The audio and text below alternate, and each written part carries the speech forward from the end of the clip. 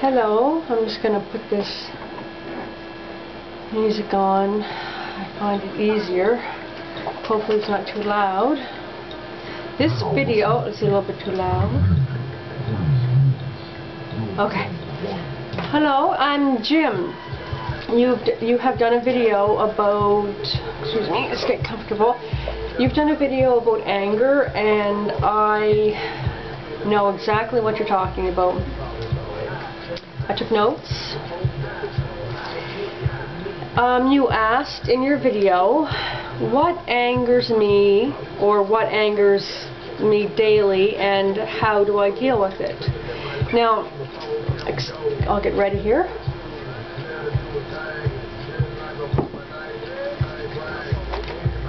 I sense my cameraman behind me.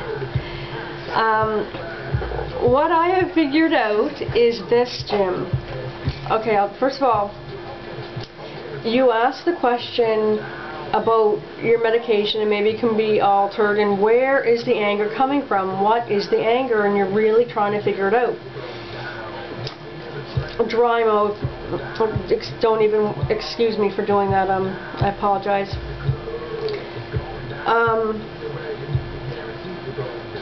I found that even though I was on a mood stabilizer, 2 antidepressants, an antipsychotic, and a beta blocker to settle my heart, I still have episodes, or I still have outbursts. What I would like to tell you is what causes my outbursts. Because when you asked what angers me, if I'm in, let's just say the state I'm in now, I feel fine. Well, shaky but not angry. If someone came to my door and asked for directions, or if I was in the store and somebody did something or knocked some things down, I wouldn't mind. I would help. I'd be positive. But, as my children know, if I'm not right that day, the same thing that did not bother me the day before will bother me the next day. Victor has ADHD, and I got into a confrontation at his school with the vice principal. Excuse me.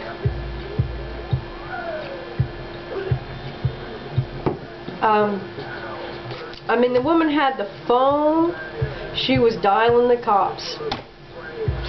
So I left. So a year later, I'm at the pumpkin social with my pumpkin, excuse me, cat hair, with my pumpkin and with the kids, and I'm talking to this lady, and you know what? It was the vice principal. I had no idea. I did not remember that she was going to call the police. I didn't remember that I had lost my temper. I mean, when I lose my temper, I act irrational, like a person on TV or a movie that is quote-unquote crazy. Like if I have something in my hand, now I've trained myself, and I've been on meds a long time, all those meds will not stop me from taking this book, and I just would throw it across the room. I don't own a coffee table specifically because I would boot that, you know, I would kick that thing, like, and just the satisfaction and the anger release, same as cordless phones. I don't own a cordless phone. You know where that phone is going. If I'm having a bad day and the telemarketer calls, I would take the phone, and I'm a strong woman too. I was in competitive rowing, and you were mixed martial arts. That's so cool. So you know that physicality. I would take it and just against the wall. So despite the fact, Jim, that I'm on all that complement of medications, I still had to learn how the hell am I going to settle my ass down. Now, Jack Skippy has this book as well, and it's written by a medical doctor, and to me that means a lot, and it's called Feeling Good, the New Mood Therapy.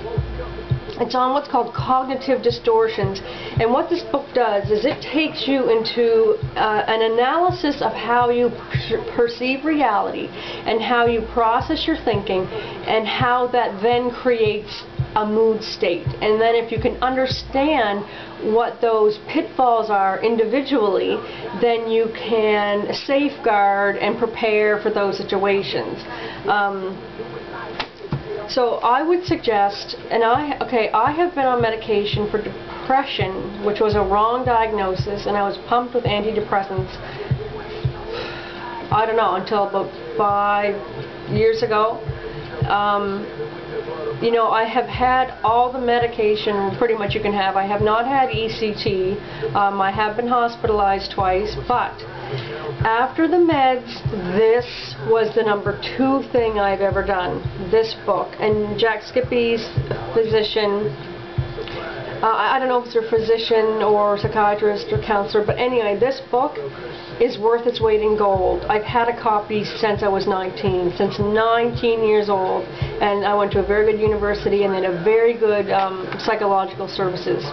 I'm looking at my 559. So Jim, this is what I want to let you know. What I've learned is if I don't eat regularly, chances are I'm going to lose my temper.